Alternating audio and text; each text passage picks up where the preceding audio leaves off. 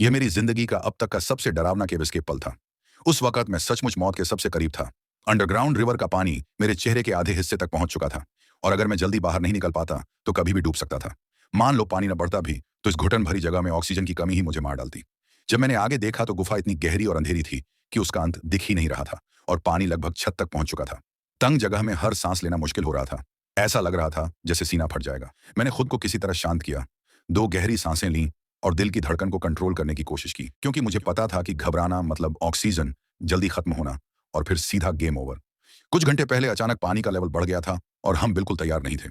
सौभाग्य से मेरे पास छोटा ऑक्सीजन सिलेंडर था, जिसकी मदद से मैं करीब 15 मिनट तक तैरकर यहां तक जिंदा रह पाया। लेकिन अब सिलेंडर लगभग खाली हो चुका था, इसलिए मुझे पानी की सतह से छिपककर धीरे-धीरे रेंगते हुए आगे बढ़ना पड़ रहा था। सामने कई सुरंगें आपस में उलझी हुई थीं। एक गलत रास्ता चुनना मतलब सब कुछ खत्म। पानी के बहाव को ध्यान से देखा और अंदाजा लगाकर सही मोड़ लिया। थोड़ी देर बाद हम एक बड़े खुले स्थान पर पहुंचे, जहां मुझे थोड़ी राहत मिली और लगा कि शायद अभी उम्मीद बाकी है। जैसे जैसे आगे बढ़े, रास्ता थोड़ा चौड़ा होने लगा।